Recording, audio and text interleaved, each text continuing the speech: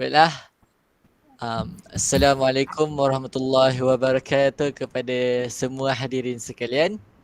Pertama sekali, syukur kita panjatkan kepada Allah Subhanahu Wa Taala kerana telah mengumpulkan kita pada hari ini untuk kita sama-sama mendengar kupasan menarik berkenaan kisah hidup Nabi Muhammad SAW. Baiklah, sebelum itu mari kita sama-sama membuka majlis kita dengan kitab Al-Fatihah. Auzubillahi minasyaitonirrajim. Bismillahirrahmanirrahim. Alhamdulillahirabbil alamin. Arrahmanir rahim. Maliki yaumiddin. Iyyaka na'budu wa iyyaka nasta'in. Ihdinas siratal mustaqim. Siratal ladzina an'amta 'alaihim ghairil maghdubi 'alaihim waladdallin. Amin. Amin. Amin ya rabbal alamin. Alhamdulillah. Baiklah, sebelum saya menyerahkan majlis kepada penceramah, izinkan saya untuk memperkenalkan sedikit latar belakang penceramah kita pada hari ini. Nama beliau Muhammad Syarul Fitri bin Muhammad Bukhari daripada kelas pengajian Melayu 2 PISMP tahun 2022. Merupakan pelajar IPG kampus Pulau Pinang dan sangat berpengalaman dalam menguruskan beberapa majlis sempena ceramah sepanjang berada di IPG.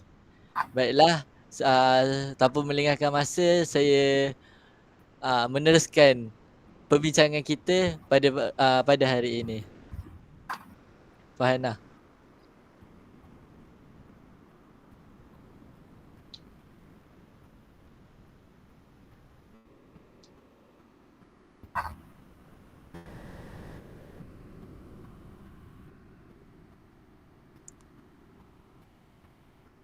Fahan.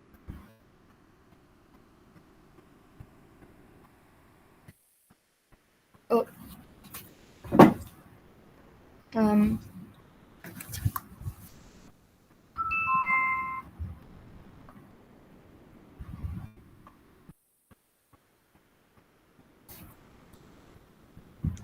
Boleh cakap dah ke? Boleh. Silakan. Soalan pertama, Fahana. Okey. Saya tanya soalan pertama. Sejauh manakah kesan positif yang dapat kita capai apabila seseorang itu mengamalkan penghayatan akidah yang sebenar? Okey, baiklah. Terima kasih saudara moderator. Okey, panel yang bernama apa? Farhana. Okey, baik. Betul. Soalannya berbunyi, sejauh manakah kesan positif yang dapat kita capai apabila seseorang itu mengamalkan penghayatan akidah yang benar? Ataupun dengan bahasa mudah je, apa kesan positif kalau kita ni mengamalkan penghayatan akidah dalam kehidupan? Kita bagi pengalaman lah. Okay, baik. Sebelum tu kita kena tahu dulu akidah. Akidah ni adalah satu pegangan lah buat kita. Okay? Jika kita tiada pegangan, maka kita tak ada hala tuju dalam kehidupan. Jadi apa akidah kita? Akidah kita adalah beriman kepada Rasulullah sallallahu alaihi wasallam. Jadi kalau kita ni mengamalkan penghayatan akidah dalam kehidupan kita, pastinya memberikan kesan positif dalam kehidupan kita. Yang pertama saya boleh bagi adalah kesan positif yang utamanya adalah kita mampu menjaga imej agama kita sendiri. So, apa saya kata kesan positifnya kita mampu menjaga agama kita sendiri? Jika kita ada pegangan agama, pegangan agama kita beriman kepada Allah, beriman kepada Rasul, percaya kepada hari kiamat, semua benda tu, kalau kita mempunyai akidah yang kukuh, maka kita mampu menjaga agama kita daripada orang mengata agama kita ni adalah agama yang hanya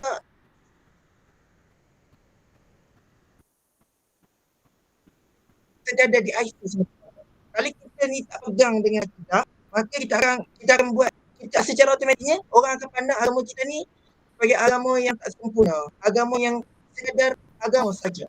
Kesan yang kedua adalah akan melindungi kita daripada terpesong daripada ajaran yang sebenar. Sebab apa saya kata macam tu? Kalau kita ada penghayatan akidah dalam kehidupan kita, sudah pastinya kita takkan terjebak dengan ajaran-ajaran sesat, dengan ajaran sosial yang sedang berleluasa kan. Sekarang tambah-tambah lagi dengan penggunaan gadget yang secara berluasa. Jadi kalau kita ada pegangan akidah yang kukuh, jadi kita sudah pastilah takkan tersesat ataupun takkan mudah ikut dengan dayah-dayah palsu. Jadi saya simpulkan semula, dua kesan utama ataupun dua kesan positif sekiranya kita mengamalkan penghayatan akidah yang sebenar adalah yang pertama, kita mampu menjaga maruah agama kita, dan juga yang kedua, mampu membimbing kita menuju ke jalan yang benar. Itu sahaja. Wah, jawapan yang ringkas, padat dan menarik daripada saudara Syarul. Izinkan saya nak tanya satu lagi soalan. Macam mana kita nak kita nak tegur kalau macam jenis-jenis yang diorang ni suka sangat nak apa tu, ikut apa tu, trend, ikut bukan akidah yang sebenar, bukan ajaran yang sebenar. Macam mana kita sebenarnya nak tegur orang macam ni?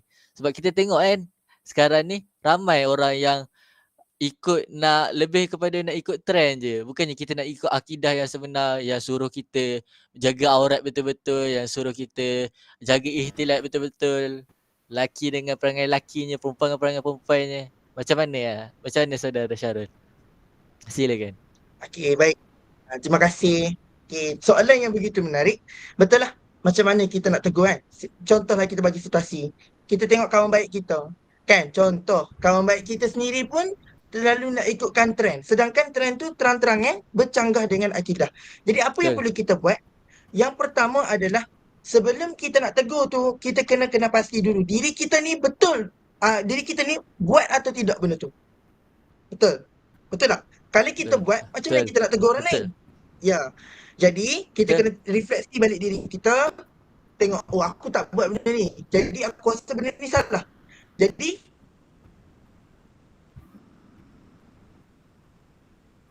kita akan minta tindakan seterusnya, tegur. Tegur dengan laras bahasa yang sopan lah.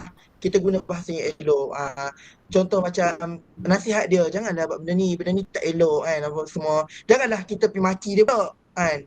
Tegur dia. Kalau dia tak akan dengan teguran kita pelan-pelan kata apa, tunjuk contoh dekat dia. Benda ni pelan-pelan contohkanlah, benda ni tak hanya mampu berdoa, sebab doa adalah senjata paling mustajab. Jadi apa pun jadi, tegur, apa pun jadi, reflect dulu diri kita sebelum kita nak menegur, dan tegur sekadar yang mampu. Jangan tegur melebihi batas, sebab adalah agama kita pun ada tetapkan had untuk kita menegur orang. Okay. Menjawab soalan ke? Menjawab persoalan. Baiklah, Alicia, untuk soalan yang kedua. Baiklah, terima kasih saudara Syahrul di atas perkongsian yang begitu padat. Jadi kita akan teruskan dengan soalan yang kedua. Soalannya berbunyi, bagaimanakah peranan akhlak mulia dalam pembentukan individu yang berkualiti dalam masyarakat?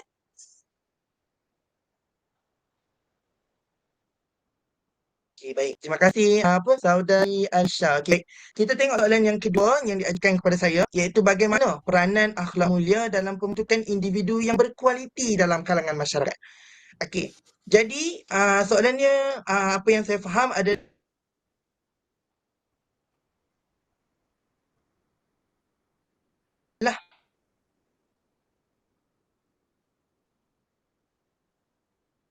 macam mana peranan akhlak mulia ni nak membentuk individu yang berkualiti. Okey. First kali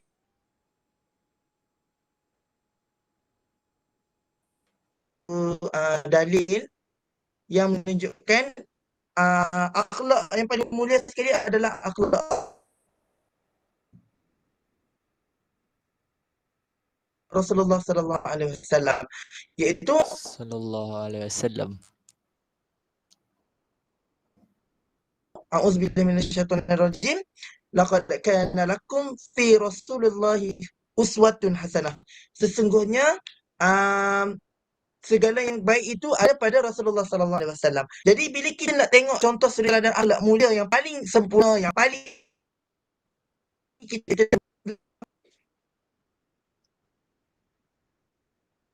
aku dah hancur dah ni.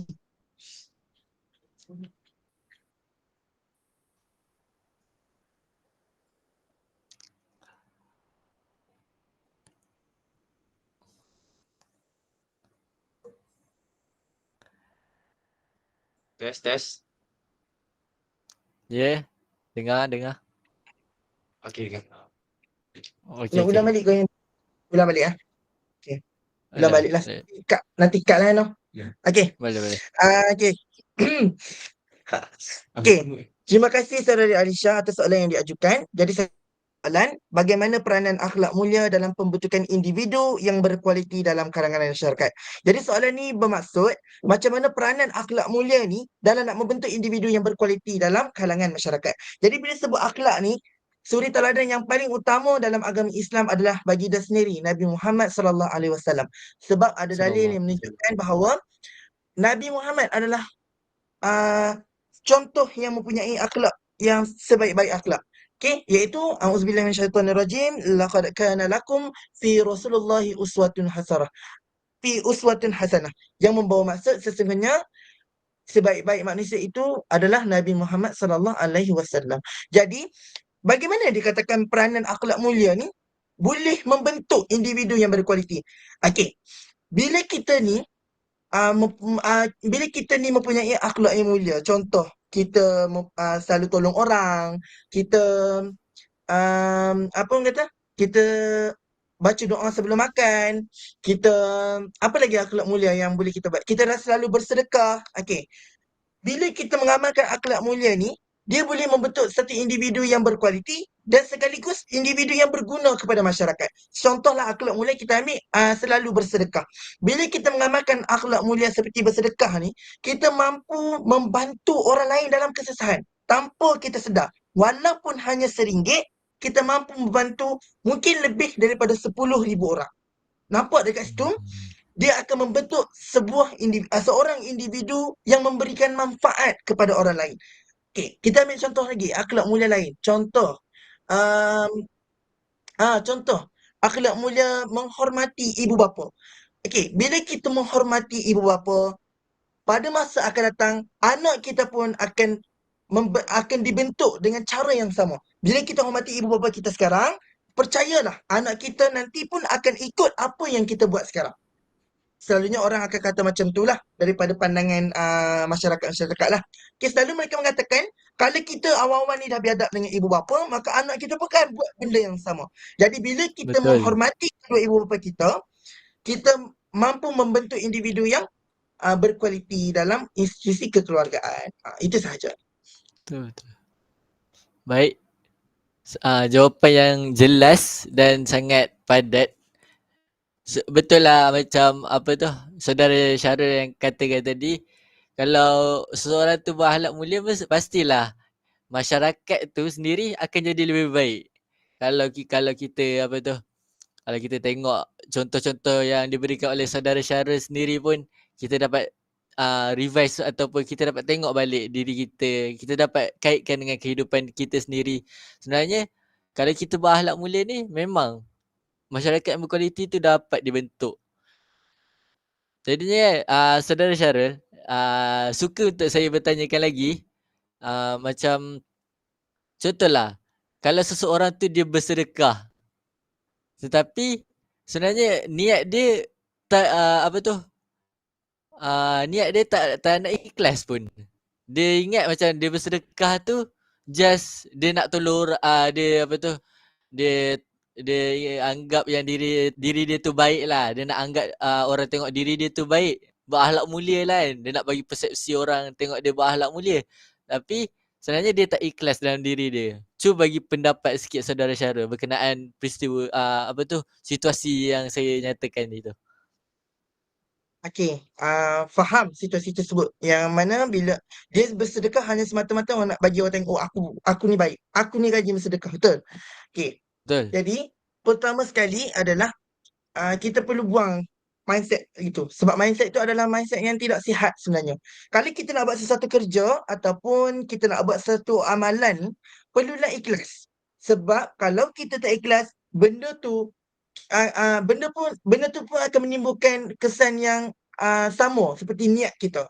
Tapi apa yang dia buat adalah, dia bersedekah tadi kan. Duit tu tetap dapat dekat orang, betul tak? Jadi dia ada dari sudut positifnya dan ada dari sudut negatifnya. Jadi secara ringkasnya, kita perlu buanglah sikap suka nak menunjuk tu. Betul betul. Tapi rasanya kan kalau situasi macam tu kan, sebenarnya kita dapat membentuk masyarakat yang berkualiti ke tak? Tu, Okey. pandangan Kalau saudara. kalau ikutkan pandangan saya sendiri, sebenarnya situasi itu tidak dapat membentuk masyarakat yang berkualiti. Sebabnya ada sifat elok dalam diri dia. Jadi dia perlu perbaikilah niat dia tu untuk membentuk masyarakat yang berkualiti. Betul betul. Saya setuju dengan pandangan yang dinyatakan oleh saudara. Sebab kan apa gunanya kan kalau kita sebenarnya kita nak bentukkan masyarakat yang berkualiti. Tapi dia tu sebenarnya dalam hati dia niat dia lain. So dia jadi macam tak synchronize tau. Betul tak? Jadinya kan Betul. macam kalau apa tu? Kalau seseorang tu dia tak ikhlas tapi dia buat baik, sebenarnya kalau kita tengok balik bagi pendapat saudara Syarul lah, Allah terima tak apa tu dia punya amalan tu? Dia sedekah baik, orang lain pun dapat rasakan, dapat apa tu, dapat manfaat lah daripada dia punya sedekah ni. Orang boleh buat masjid ke, orang boleh makan sehari berapa banyak kali ke. Rasanya Allah terima tak? Sedangkan orang lain dah dapat manfaat tu. Jadinya apa pandangan saudara Syarul? Okey. Kalau dari pandangan saya, kerja menghukumi ini adalah kerja Tuhan. Jadi Betul. saya tak berani nak cakap. Jadi apa yang boleh saya cakap adalah ah, dia niat dia tak ikhlas betul. Jadi kerja yang menerima atau tidak terima itu adalah urusan Allah Subhanahu Wa Taala. Tapi yang pastinya, insya-Allah duit yang dia letak dalam tabung tersebut dah memberikan manfaat kepada orang lain, dan kalau orang yang menerima manfaat itu mendoakan orang yang memberi sedekah, insya-Allah dia pasti akan dapat merasai doa tu. Sebab dia secara tidak sengaja telah memberikan manfaat kepada orang lain.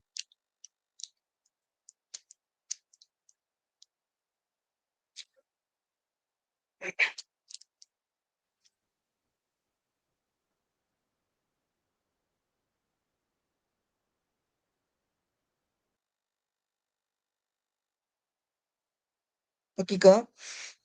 Okey. Lag sikit tadi. Tak apa. Kita sambung, kita sambung. Okey, tak apa. Baiklah, untuk soalan yang ketiga. Saudara Syarul, masih lagi boleh teruskan? Insya-Allah boleh. Boleh. Pasti boleh. Okey. Saya sampaikan soalan yang ketiga, iaitu bagaimanakah bagi pendapat saudara Syarul, program yang kita adakan hari ini dapat menekankan pentingnya mengamalkan sunnah baginda Rasulullah SAW dalam kehidupan seharian kita? Okey, baik. Soalan yang menarik dan soalan yang semua orang patut dengar jawapan ni. Okey. Program-program yang dianjurkan oleh saudara Adam, saudari Farhana, saudari Alisha adalah satu program yang sangat memberikan manfaat kepada semua orang. Sebab apa? Sebab melalui program inilah kita boleh tonjolkan sunnah-sunnah Rasulullah yang mungkin kita tak pernah dengar, mungkin kita pernah dengar. Jadi, melalui program ni kita akan tonjolkan pengamalan sunnah Rasulullah ini sangat penting dalam kehidupan kita. Macam uh, kita sunnah Rasulullah, macam Rasulullah selalu bersedekah kan. Orang selama ni tak pernah tahu pun sebenarnya sedekah ni juga tergolong daripada amalan sunnah Rasulullah. Jadi bila orang dengar aktiviti ataupun program yang dianjurkan oleh saudara dan saudari-saudari ni, jadi mereka macam, oh, rupanya selama ni aku sedekah, aku dah ikut sunnah Rasulullah. Jadi secara tidak Betul. sengaja mereka akan mereka akan dapat di mana pengamalan sunnah Rasulullah ni sangat penting dalam kehidupan kita, dan kita buat benda tu tanpa kita sedar pun. Betul. Sebenarnya Betul kan? kalau Ya, kita nak tengok balik diri sendiri ni, kita ni tak adalah apa tu, alim sangat kan. Kita ni tak adalah fahim sangat nak bercakap apa tu, kita nak tahu semua benda yang Nabi buat, semua benda yang dijadikan sunnah ni. So kalau banyak program-program macam ni, mesti orang ramai dekat luar sana pun mesti dapat tahu kan. Sayang sangat sebab kalau macam program-program macam ni mesti susah nak dapat orang-orang, ramai orang datang kan. Jadinya kan, betul. bagi saudara Syarul lah kan, apa macam nasihat ataupun katakan semangat kepada buat program-program agama ni sebab kan kadang-kadang diorang buat ni diorang tak dapat sambutan. Jadinya diorang jadi macam malas nak buat. Buat apa buat kalau tak dapat sambutan kan? Cuba bagi sedikit ataupun kata-kata semangat bagi penganjur. Okey, baik. Terima kasih. Saya akan menjawab berdasarkan pengalaman saya selaku pengarah program sepanjang di IPG Kampus Pulau Pinang. Okey. Saya pernah menjadi pengarah program di bawah Persatuan Agama Islam. Masa tu saya, dalam otak saya fikir satu benda je. Kalau program aku tak dapat sambutan macam mana? Okey. Dan time tu memang betul. Program tu tak dapat sambutan sangat. Tapi apa yang Syarul buat? Syarul teruskan juga program tu. Ingatlah, kepada penganjur-penganjur di luar sana, apa pun jadi, teruskan niat kita untuk menyebarkan ilmu. Dapat sambutan ataupun tidak, itu tolak tepi. InsyaAllah, jika Allah izinkan, mesti ramai yang akan bantu kita untuk melaksanakan program tersebut. Jangan pernah berputus asa untuk kita buat program-program ini. Sebab walaupun tak dapat sambutan, tapi kita telah memberikan manfaat sebenarnya tanpa kita sedar. Ada 2-3 orang tu pun dah kira jadi dah. Pahala dah dapat dah untuk kita. Betul tak? Jadi pihak-pihak pengaji kat luar sana, terutama ni macam saudara-saudari sekalian, jangan pernah berputus asa untuk buat program sebegini, insya-Allah. InsyaAllah kita doakan ya. Semoga lebih ramai Baik. anak-anak muda ataupun pihak-pihak penganjuran yang berminat ataupun lebih semangat dengan kata-kata saudara Syarul berkaitan dengan program ni. Sebenarnya program-program agama ni kita perlu ataupun kita patut pelbagaikan ataupun banyakkan di institusi surau ataupun kalau sebenarnya kita boleh buat dekat laman media sosial sebab kan kita tengok anak muda sekarang ni lebih tertarik kepada media sosial. Kalau diorang nak pergi surau tu kalau diorang ada masa je. Diorang lebih suka kalau ada masa lapang je diorang akan pergi ke ambil telefon diorang akan scroll TikTok ke. Jadinya kalau pihak-pihak penganjur ni antara cadangan lah yang saya boleh bagi kan macam contoh supaya mereka ni jadi content creator lebih kepada Islamik kan. Macam saudara Syarul, apa pandangan saudara Syarul kan berkaitan dengan content creator yang dia banyak post pasal Islamik ni. Sebab kan kadang-kadang nanti orang akan kata yang kau ni macam acah-acah baik sok-sok suci pula nak post-post benda baik. Nanti orang mengata orang. Kalau bagi diorang ni macam dah buat benda baik lah kan. Tapi nak hadap dengan benda-benda macam tu, cuba bagi pandangan saudara Syarul. Okey, baik. Faham? Jadi kita sebagai content creator Islamik lah, kita selalu post benda-benda berkaitan dengan Islam, perkembangan semasa berkaitan dengan Islam. Tapi orang mesti akan kata, macam yang saudara Adam kata tadi lah, orang akan kata, oh kau ni acah alim lah. Okey, apa yang perlu kita buat, kita teruskan dengan cara kita. Kita ada cara kita sendiri. Abaikan kata-kata daripada orang. Sebab Syarul sendiri pun pernah alami dulu Syarul pun selalu juga post-post pasal ceramah-ceramah, kata-kata Islami dan orang mengata dekat belakang. Tapi time tu Syarul macam terhenti seketika lah sebab mungkin tu kekurangan daripada diri Syarul sendiri. Syarul terhenti seketika dan tapi satu hari ni Syarul fikir balik, kenapa aku nak kisah cakap orang? Sedangkan aku nak sampaikan apa yang aku rasa perlu sampaikan. Jadi, kalau kita rasa benda tu bermanfaat, kita kongsi je. Abaikan kata-kata orang. Faham. Betul kan? Betul. Sebab kan kalau kita nak buat benda baik, Allah takkanlah nak hukum kita kan. Ya, Benda baik kot. betul. Kita nak buat benda baik ni tak ada yang mudah. Mesti ada ujian, mesti ada cabaran. Betul. Setuju dengan pendapat daripada saudara Syarul.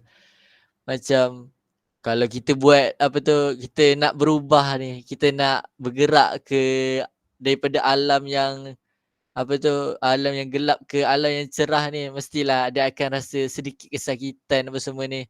Tapi kalau kalau kita dah lama dalam dunia dakwah ni, kalau kita dah biasa, kita dah elok dakwah ni, mesti kita akan kita dah tak kisah dah apa tu. Orang nak mengata kita ke apa ke kan. Sebab kan kita dah dapat rasa nikmat apabila ada orang yang menerima tu. Allah menilai kita kan. Kalaulah kita apa tu, kalaulah kita yang tak buat baik ataupun kalaulah tak ada satu manusia pun dekat dalam bumi ni buat baik, siapa lagi nak buat baik kan kalau bukan kita? Kita fikir macam tu Ya, lah. betul. Jadinya soalan terakhir lah daripada saya kepada saudara Syarul. Ini secara peribadi saudara Syarul sendiri kan, saudara Syarul pernah tak apa tu rasa nak bagi apa tu ceramah-ceramah lagi selepas-lepas ni, dan bagi saudara Syarul, apa yang umat Islam sekarang kena terapkan dalam kehidupan mereka supaya mereka jadi seorang apa tu masyarakat yang berkualiti, jadi orang-orang yang baik yang berguna, tak jadi sampah masyarakat zaman sekarang. Silakan saudara Syarul. Baik. Terima kasih saudara Adam. Okey, jadi apa soalan yang depan tu sikit tadi? Yang depan tu apa tu saudara Syarul nak tak lagi apa tu berceramah macam ni lagi? Okey. Okey. Saya ni jarang orang panggil ceramah ni sebab kita ni cikgu bahasa Melayu. Tapi Faham. selalu je orang panggil untuk buat talk. Kalau dari pandangan peribadi, Syarul nak lah. Sebab Syarul adalah orang yang jenis suka bercerita dan suka berkongsi dengan orang. Kalau Syarul rasa benda tu baik, Syarul memang akan cari orang macam, kau nak tahu tak benda ni nak? Macam tu. Jadi dari pandangan Syarul sendiri, kalau ada orang jemput, insya-Allah kita akan bantu dan kita akan bagilah perkongsian sebaik mungkin sebab kita ni pun tak adalah pandai sangat. Tapi kita boleh kongsi setakat apa yang kita mampu. Dan Betul. soalan yang kedua tadi? Soalan yang kedua tu Soalan yang apa tu?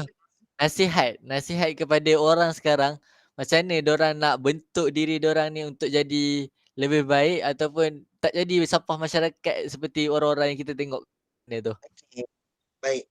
Jadi saya nak nasihatlah kepada kita semua dan termasuk diri saya sendiri. Benda perkara yang paling utama yang bagi Syarul nampak sangat-sangat adalah kita punya mentaliti masyarakat sekarang. Sebab mentaliti masyarakat sekarang ni, mereka lebih sukakan populariti. Kalau aku popular, hidup aku akan lebih megah. Aku rasa macam aku ni yang lebih hebat. Kalau aku tak ikut trend, aku rasa macam aku orang paling mundur. Jadi apa yang Syarul nak nasihatkan kepada kita semua, agar mentaliti kita ni, kita kena ingat hidup kita ni perlulah berlandaskan agama dan juga sunnah. Okay? Kita kena ikut panduan daripada Al-Quran dan juga sunnah. Kalau kita rasa macam benda tu berat untuk kita lakukan ataupun sunnah Nabi Muhammad SAW macam beratlah kita nak buat ni, kita jangan tinggalkan terus. Kita cuba buat sikit demi sikit. Jadi apa pun jadi, Syarul haraplah kita semua ni, saudara Adam, saudari Alisha dan saudari Farhana ini, agar kita sama-sama teguhkan iman kita, teguhkan akidah kita dan kita cuba study balik sunnah-sunnah Nabi yang mungkin kita boleh ikut dan mungkin kita boleh minta bantuan kawan untuk ajar kita sunnah tu. Dan insya-Allah kita boleh membentuk masyarakat yang berkualiti berbanding masyarakat yang menjadi sampah kepada sesebuah negara. Betul. Saya setuju sangat dengan saudara Syarul dengan semua penerangan, semua cerita yang dikongsikan dengan kita pada hari sangat menarik dan sangat sekali sesi berbicara pada malam pada hari ini. Jadinya sebelum saya serahkan kepada Alisha untuk penutup, saya nak buat sedikit konklusi yang macam apa saudara Syarul cakap, apa yang saudara Syarul kongsikan ni, sebenarnya kita kena ambil sebagai pedoman untuk kita teruskan kehidupan. Dalam kehidupan manusia ni kita tak lari dengan buat silap, tak lari dengan buat dosa. Jadinya kalau kita nak anggap kita ni sentiasa betul je, susahlah hidup ni. Sebab kadang-kadang kita pun kena dengar nasihat orang. Kadang-kadang kita pun kena kena sentiasa minta nasihat daripada orang. Kalau contohlah kita ada kawan-kawan yang selalu kita ada kawan-kawan yang selalu tak jemu-jemu nak nak berkongsi, kita pegang. Sebab kan zaman sekarang ni susah nak cari orang-orang yang selalu tegur kita. Susah sekarang ni kita nak cari orang-orang yang berpegang kepada keimanan ni. Jadinya kalau kita tinggalkan orang-orang macam tu, susah lah sebab sekarang ni pun banyak anasir-anasir luar. Sedangkan kita yang kalau orang-orang yang beragama pun boleh lalai main TikTok ke apa ke, apatah lagi kita. Sekarang dunia ni memang mencabar dengan teknologi dan segala macam. Jadinya kita ambil apa yang saudara Syara cakap ni, kita jadikan sebagai panduan. Sebab benda-benda yang saudara Syara cakap ni pun berlandaskan agama dan berlandaskan daripada hukum Allah. Jadinya buat apa kita nak langgarkan hukum-hukum Allah ni? Betul. Jadinya saya serahkan kepada Alisha lah untuk kita penutup. Baiklah, dengan berakhirnya perkongsian yang disampaikan oleh saudara Syarul sebentar tadi dan konklusi yang dilakukan oleh saudara Adam, maka berakhir sudahlah program kita pada malam ini.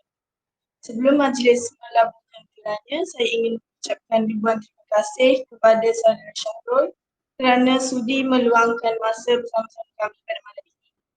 Kami juga mengambil kesempatan ini untuk memohon maaf agar seandainya selama kami menerajui majlis ini terdapat tutur dan ungkap bicara yang menyinggung hati dan jiwa. Sesungguhnya yang terbaik itu adalah datangnya daripada Allah Subhanahu Wa Taala dan yang selainnya adalah berada dalam kami sendiri. Saya sudahi majlis ini dengan wabillahi taufiq wal hidayah. Assalamualaikum warahmatullahi wabarakatuh. Waalaikumsalam. Dah settle dah Ashman.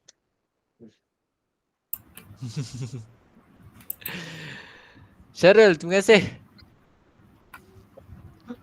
Beres. Terima kasih banyak-banyak.